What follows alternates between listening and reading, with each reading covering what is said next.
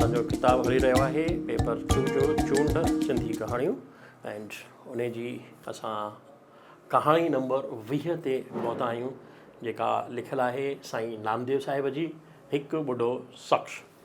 सिंधी साहित्य में तेज़ीअ सां कमु कंदड़ आलोचक कहाणीकार ऐं कवि संदसि रचनाऊं काफ़ी दिलचस्प ऐं क़ीमती हूंदियूं आहिनि। ही डॉक्टर प्रेम प्रकाश जा वीचार। कहाणी जा किरदार कुल मिलाए करे 2, हिकु ॿुढो शख़्स ऐं हिकिड़ो मां किरदारु जेको कहाणी अॻियां वधाए थो, यानी सूत्रधार।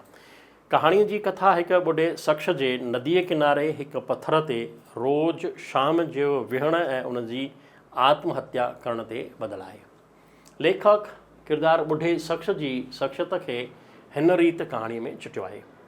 हुन जी पेशानी चिटीअ तरह हिकु अहिड़े माण्हूअ जो परिचय ॾेई रही हुई जेको जीवन में काफ़ी कुझु करण बैदि हिते अची थक भञी रहियो हुजे। हुन जे अखियुनि में संतोष ऐं सुख नुमाया हो। लेखक किरदार जी शख़्सियत खे कहाणीअ खे अॻियां वधाईंदे चिटो कंदो थो वञे। निराड़ साफ़ ऐं चिटो दुरुस्त अछा कपिड़ा, सफ़ेद कफ़नी ऐं लहंगो, पितल जी मुठ वारी नंढड़ी हैंड स्टिक, कपिड़नि सां कॉन्ट्रास्ट कंदड़ पॉलिश कयल चिमकंदड़ कारी चंपल जेका हुन जे मथे जे अञा बि कारनि वारनि सां मैच करे सघे थी। किरदार जी शख़्सियत खे उभारण में लेखक कामयाब वियो आहे। कहाणी बयानी तर्ज़ जी आहे जेका कंहिं बि किरदार खे को गुफ़्तगू न ॾिनल आहे। मनोवैज्ञानिक ढंग जी कहाणी आहे जंहिंखे लेखक हिकु ॿुढे शख़्स जे पूरे जीवन खे चिटण जी कोशिशि कई आहे। जॾहिं की ॿुढे शख़्स सां कॾहिं उन जी गुफ़्तगू न थी आहे, इन करे लेखक जेको आहे उहो कामयाबु वियो आहे। ॿुढो शख़्स रोज़ु शाम जो नदीअ जे किनारे ते हिकु पथर ते वेठो हूंदो हो। उते वेही छा कंदो हो, तंहिंखे बि लेखक सुहिणे रूप में थो चिटे। ॼणु हुन जी का क़ीमती शइ नदीअ जे वहिकरे में लुड़ी वई हुजे ऐं अहिड़ी कंहिं शइ जो मथे तरी अचण जो हुनखे ओनो हुजे। हुन जूं पाणीअ तरफ़ गंभीर नज़रूं इन ॻाल्हि जी पकी साबिती ॾेई रहियूं हुयूं त हुन जो उन नदीअ सां उन पाणीअ सां को लॻाव हो, हिकु आत्मीयता हुई, का पंहिंजाई हुई, हिकु संबंध हो ऐं हिकिड़ो ॻूढ़ो रहस्यमय नातो हो। कहाणीअ जे किरदार जो नदीअ सां नातो, कुदरत जो चिट, नदीअ जे पाणीअ जे वहिकरे खे तशबू ॾींदी कहाणी अॻियां वधे थी पई ऐं मां किरदार जी बि दिलि थी थिए त हू बि जेकर ॿुढो थी इन तरह अकेलियूं शामूं कुदरत जे बिन क़रीब वेही माणे सघे। सिज लहण खां कलाक अॻु अची विहण ऐं अचण महिल हुन जी रफ़्तार हुन जी उमिरि खां तेज़ ऐं वञण महिल रफ़्तार घटि, कहिड़ी ॼाण लेखक ॾिए थो। कहाणी अॻियां वधे थी। हिकु ॾींहुं उन सां मिलण जी इच्छा थिए थी पर उनखे हू रोके थो वठे ऐं ॿुढे सां हुन जी का बि मुलाक़ात नथी थिए। तंहिंखे लेखक हिन रीति थो चिटे। हू त को निरालो कवि जीवन लॻी रहियो हो। नदीअ जे पाणीअ जी कलकल, दिलकश ॻाढ़े चंड जहिड़ी शीतल, सूरज जे पाणीअ में तड़ंदड़ रंगीन पाछुड़नि जी प्रकृतिअ जी आशिक़ दिलि खे डिस्टर्ब करण बराबरि न हो। हूअं बि सूंहं खे परे खां पसण जी चीज़ आहे, छुहण जी न। ॾाढो मस्तु चिटन जेको आहे लेखक कयो आहे। मां किरदारु हिकु ॾींहुं ऑफिस मां जल्दी थो अचे ऐं नदीअ जे किनारे पियल पथर ते अची बीहे थो जिते हू ॿुढो अची विहंदो हो। उनखे विहणु ठीकु नथो लॻे ऐं मन में ॿुढे सां मिलण जे वीचार खे त्यागे उतां उथी हली थो वञे। मां खे इहो अहसासु थो थिए त हू बिना ॿुढे जी इजाज़त जे उते अची वेठो हुजे। यानी लॻे थो त हू जेको पथर हो नदीअ जे किनारे ते रखियलु उहो हुनजो ईयर मार्क्ड हो, उन ते हुन ज़बरदस्ती कब्ज़ो करण जी कोशिशि कई, इन करे हू छॾे करे उथी हली थो वञे। हली अचो। मां नदीअ जे किनारे खां निकिरी मैदान तरफ़ अचे थो ऐं उते हिकु होटल ते वेही चांहि पीअंदे ॿुढे जो इंतज़ारु करण थो लॻे त कहाणी हिते मोड़ थी खाए। मां जो इंतज़ारु अख़बार पढ़ंदे वधी थो वञे। निराश ऐं मायूस हू घर थो पहुचे त ॿिए ॾींहुं अख़बार में समाचार थो पढ़े त हिकु ॿुढो शख़्स हिकु ॾींहुं अॻु नदीअ किनारे आत्महत्या करे मरी वियो। पुलिस किनारे जे हिकु वॾे पथर तां कारी चपल ऐं नंढी लठ कब्ज़े में कई आहे। इहा निशानी थो ॾिए पियो त उहो ॿुढो शख़्स आत्महत्या करे छॾी। कहाणीअ जी आख़िरी पैराग्राफ पाठक खे दोड़े थी छॾे त ॿुढे जी शख़्सियत नदीअ जे किनारनि जी सूंहं, ॿुढे शख़्स सां मुलाक़ात करण जी चाह पाठक खे ॼण निंड मां थी जाॻाए ऐं कहाणीअ खे पढ़ंदे पढ़ंदे पाठक सोचे बि नथो सघे त ॿुढो आत्महत्या करे सघे थो। ॿुढे खे आत्महत्या कराईंदे लेखक कहाणीअ सां घणा ई सुवाल उथारे छॾिया आहिनि। त पहिरियों अहम सुवाल त छा ॿुढो तेज़ क़दम सां नदीअ तरफ़ आत्महत्या करण जे इरादे सां वेंदो हो? ॾिसो, जॾहिं नदीअ तरफ़ वेंदो त ॾाढो तेज़ क़दमनि सां वेंदो हो ऐं जॾहिं मोटंदो हो त ॾाढो धीरे धीरे मोटंदो हो। इहो मुंहिंजो सुवालु आहे हिते। ऐं हिमत जुटाइण जी कोशिशि में पाणीअ खे घूरे घूरे निहारींदो हो। लिखियो न लेखक कहाणीअ में कि उहो पथर ते वेही पाणीअ खे घूरे घूरे निहारींदो रहंदो, पंहिंजो अक्स ॾिसंदो रहंदो, हुनजी आछाण ॾिसंदो रहंदो, त छाजे लाइ ॾिसंदो रहंदो हो?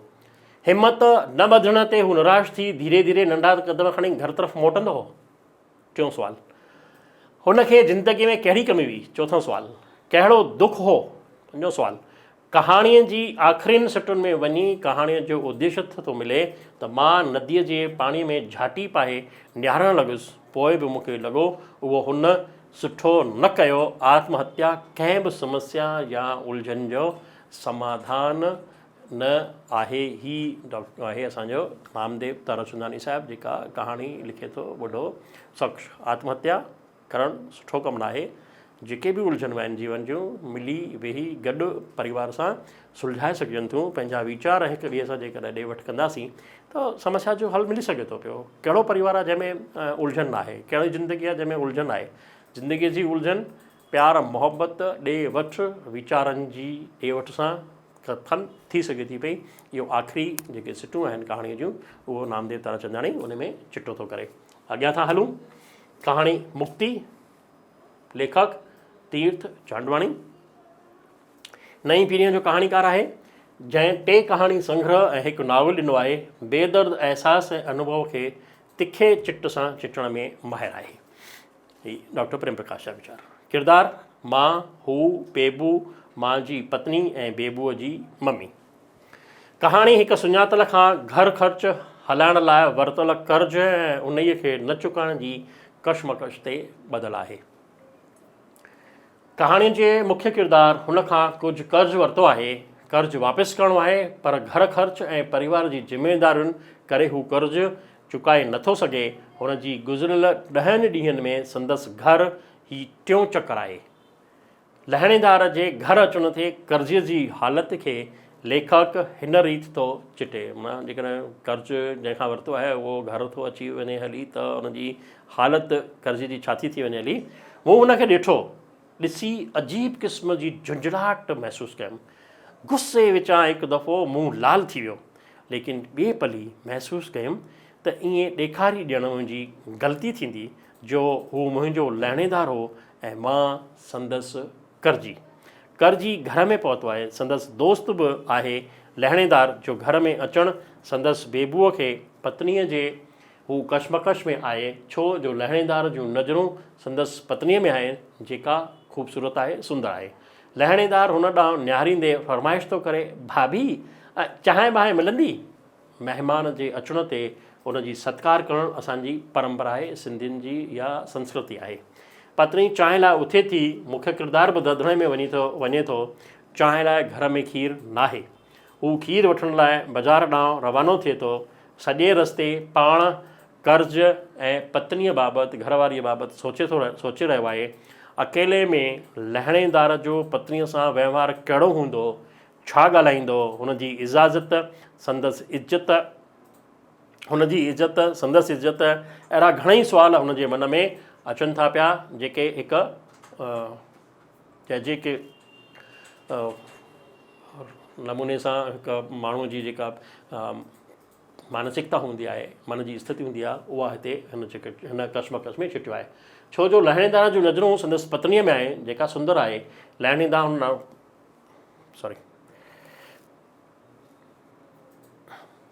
ग़लति कमनि मां पकड़जणु, पुलिस अदालत जे लफ़ड़नि थियण जो भउ ते रहे थी।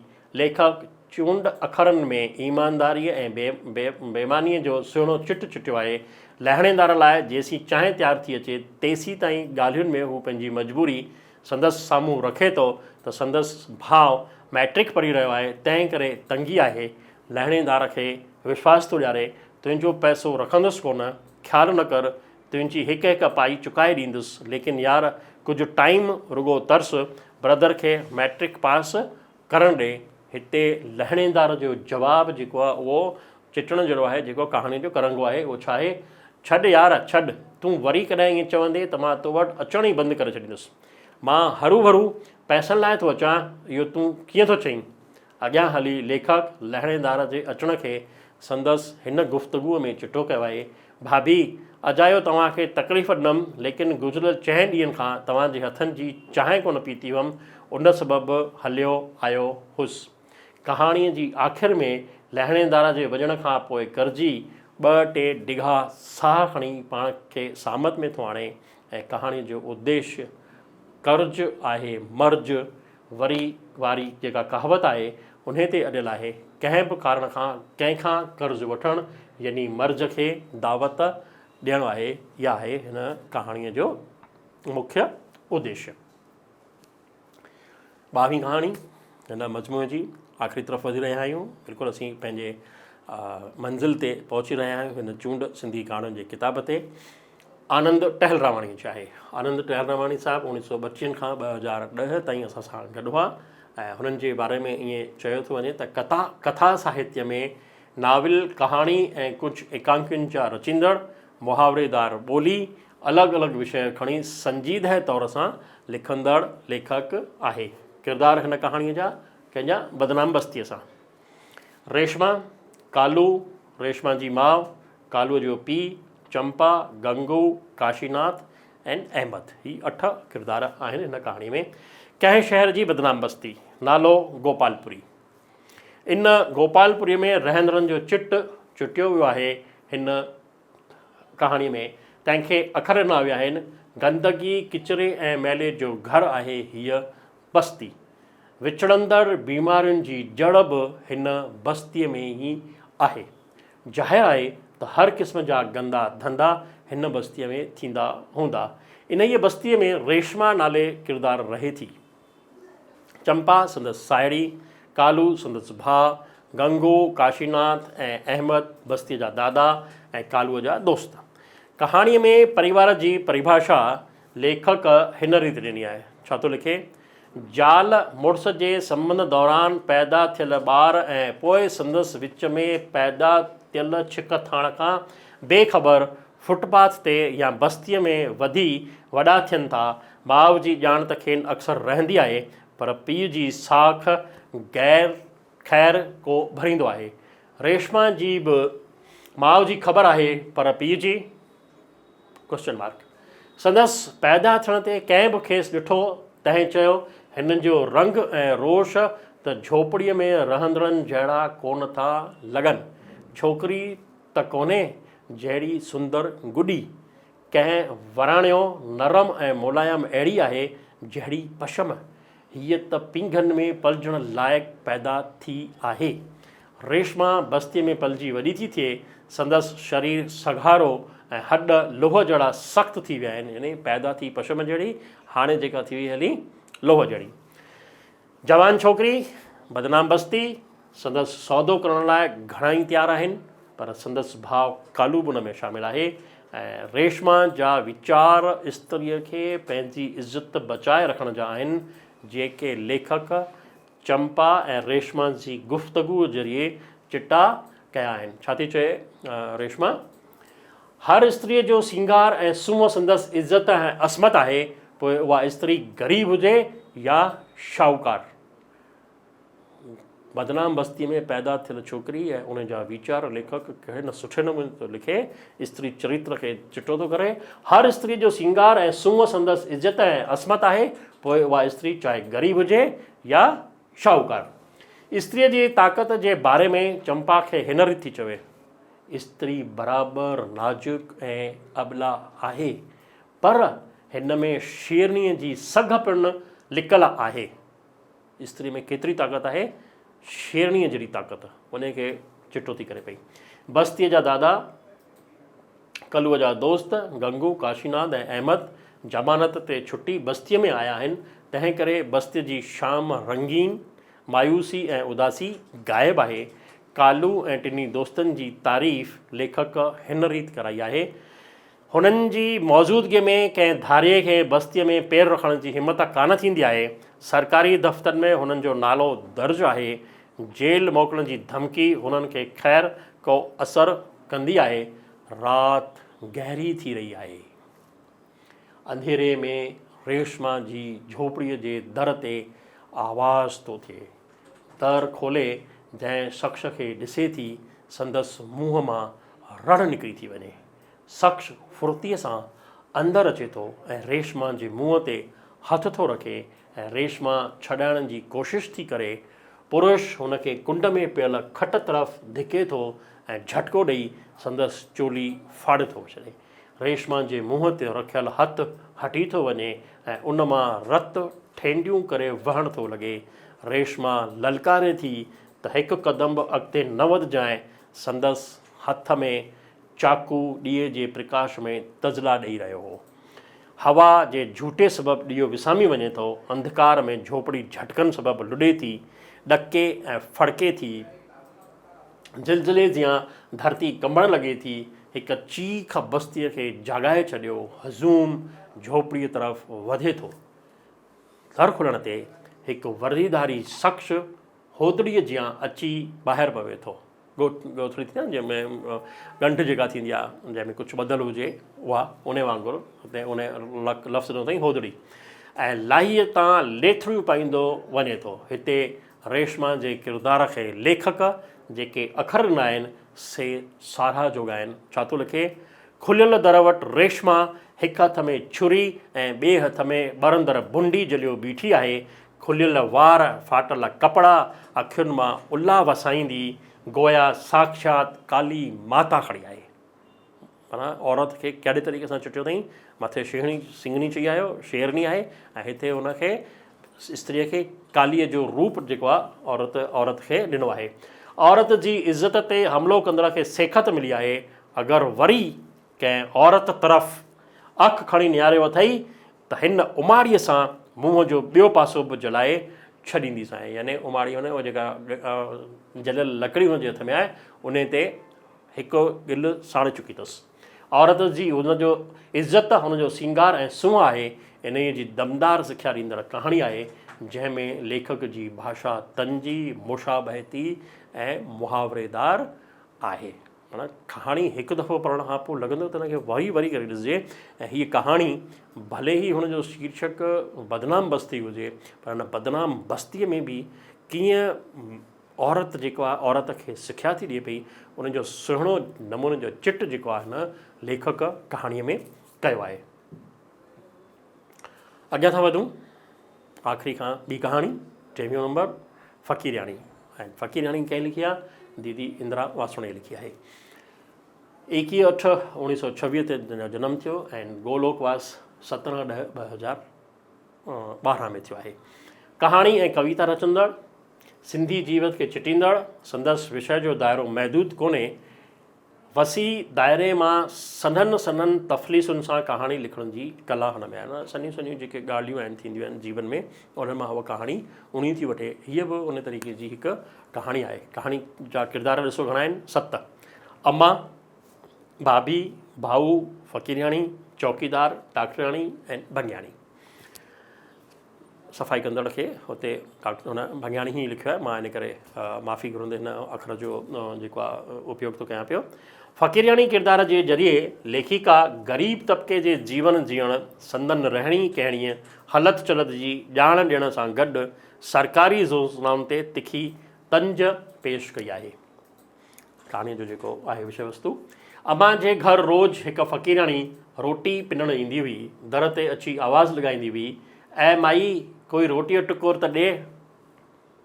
अम्मा हुनखे रोटी ऐं भाॼी ॾींदी हुई। अम्मा खे फ़क़ीरयाणी जो हीअं पिनणु मंज़ूरु न आहे, तंहिं करे खेसि ॿुहारा बासण करे 30 रुपया महीनो ॾियण जी आछ थी करे फ़क़ीरयाणीअ खे इहो मंज़ूरु न आहे। संदसि शादी हिकु ॿुढे ऐं लंगड़े फ़क़ीर सां थियल आहे। खेसि हिकु धीउ बि आहे। अम्मा जे दिलि में फ़क़ीरयाणी लाइ क्यास आहे। हर वक़्तु हुनजी मदद कंदी थी रहे। संदसि धीउ लाइ बि कुझु न कुझु ॾींदी थी रहे। वक़्तु गुज़रंदे हिकु ॾींहुं फ़क़ीरयाणी खे ॾिसी अमां सुवाल थी करेसि, छोरी अञा हेॾी धीअ अथई त वरी ॿियो ॿारु ॼणींदीअ छा? फ़क़ीरणी जवाबु ॾिनो हुउसि, अमां छा करियां, जेका भॻवान जी मर्ज़ी। अमां खेसि चवे थी, हाणे पुटु ॼणजांइ, वॾो थी कमाए खाराईंदे, वक़्तु गुज़रंदो थो रहे। अमां खेसि सलाह थी ॾिए त वञी करे कंहिं सरकारी इस्पताल में नालो लिखाए अचे। तंहिं ते फ़क़ीरणी जो जवाबु चिटण लाइक़ु आहे। उहा ॿुधाएसि थी त डॉक्टराणी घुसण कोन ॾींदी आहे ऐं चौकीदार त लठु खयों वेठो हूंदो आहे।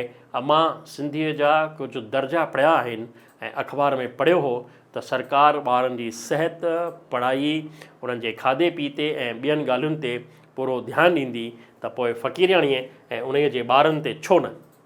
पंहिंजे पुटु भॻवान खां सुवाल थी करे त सरकारी योजनाउनि ते तंज भॻवान जे हिन गुफ़्तगूअ में ज़ाहिर आहे, चिटियो वियो आहे। कीअं सरकार रुॻो ॻाल्हाईंदी आहे, अंजाम कंदी आहे। रोज़ त पढ़ी थी त हरिजननि ऐं ग़रीबनि ते केॾा था ज़ुल्म थियनि। अमां खे फ़क़ीरयाणीअ जे वियम जी चिंता आहे। संदसि नुंहुं तंहिंखे हिन रीति थी दूरि करे, अमां इहे फ़क़ीरयाणियूं रस्ते पंधु डिलीवरी करण ते हिरियल आहिनि। ॾिसिजो वेठा कीअं थी नओं ॼावल ॿारु आणे ॾेखारेव। अचो कीअं थो थिए, अॻियां था ॾिसूं पिया।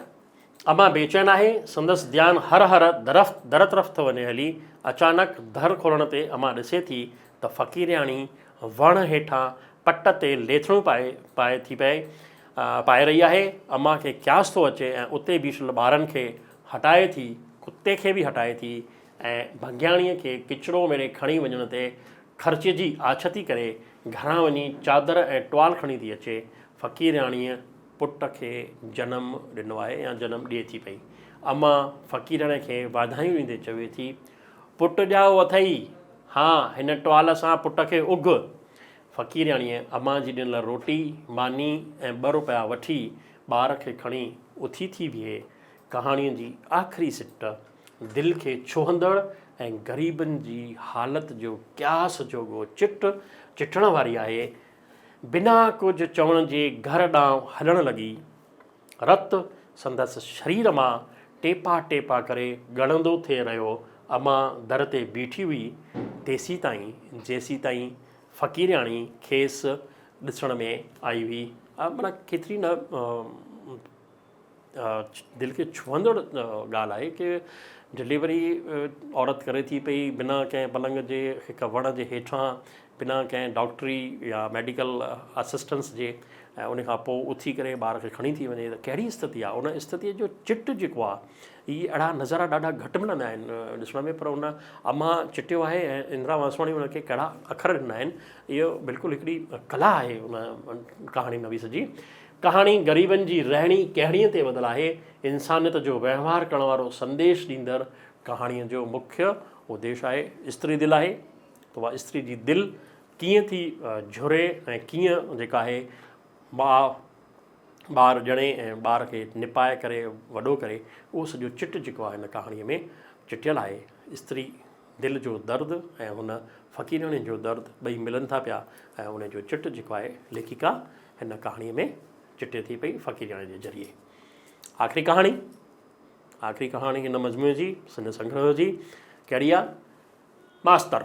ऐं हिन जो लेखक जेको हिन कहाणी संग्रह जो संपादक आहे डॉक्टर प्रेम प्रकाश, उहो आहे। उनजी हिन कहाणीअ खे ॾिसूं था त उहो कहिड़े तरीक़े जी कहाणी थो लिखे पियो ऐं कहिड़े तरीक़े जूं हुन रचनाऊं कयूं आहिनि। 2/8/1946 में हिननि जो जनमु थियो आहे। अजमेर जा रहंदड़ आहिनि। हिन वक़्तु अहमदाबाद में रही रहिया आहिनि। एब्सर्ड सिंधी नाटक लिखण जी हिननि में महारत आहे। ॾाढा घणियूं रचनाऊं उन्हनि कयूं आहिनि। मां उनखे जेकॾहिं ॻणण वेहंदुसि ऐं तव्हांखे ॿुधाईंदुसि त हिकु एपिसोड पूरो हुन जे लाइ करणो पवंदो। थोड़नि लफ़्ज़नि में ई कि प्रेम प्रकाश हिकु अज़ीम ऐं अहमियत भरी शख़्सियत असांजे विच में आहे। एब्सर्ड नाटकनि जो बानी, कवि, कहाणीकार ऐं चित्रकार। चित्रकारी बि करे थो पियो। सिंधी नाटक जी ओसर ते तहक़ीक़ी मक़ालो लिखी डॉक्टरेट जी डिग्री हासिलु कंदड़। सिंधी नाटक जी ओसर 1880 खां वठी 81 खां वठी 1980 81 ताईं पूरो 100 सालनि जो अरसो जेको आहे उन ते हिननि नाटकनि ते थीसिस लिखी आहे, डिग्री हासिलु कई आहे डॉक्टरेट जी। कहाणी आहे हिननि जी मास्तर घणा किरदार आहिनि? 5। मास्तर जी पत्नी, हरेश, शशि, शागिर्द ऐं उनजो पीउ वग़ैरह वग़ैरह। इहे उनजा 5-6 किरदार। कहाणी जी कथा वस्तु मास्तर जे मथां पियल ज़िमेदारियुनि ऐं प्रिंसिपल जो उहिदो वठणु, शिक्षा जे मंदरु, तालीमी मंदरु, सरस्वतीअ जो घरु, उन में हिकु पीढ़ीअ सां मुशाबहत करण ते बदिल हुअण सां गॾु शिक्षा ऐं शिक्षार्थियुनि ते यानी मास्तर ऐं शागिर्दनि ते हिकु तिखी तंज कयल आहे। कंहिं प्राइवेट स्कूल जी मैनेजमेंट कुर्सीअ ते वेठल प्रिंसिपल खे हटाए स्कूल मां धिके ॿाहिरि कढियो आहे ऐं उन जी जॻह ते पंहिंजे हिकु पालतू मास्तर खे, हुन अखर ई लिखियो आहे, पालतू मास्तर खे प्रिंसिपल जी कुर्सी ॾिनी आहे।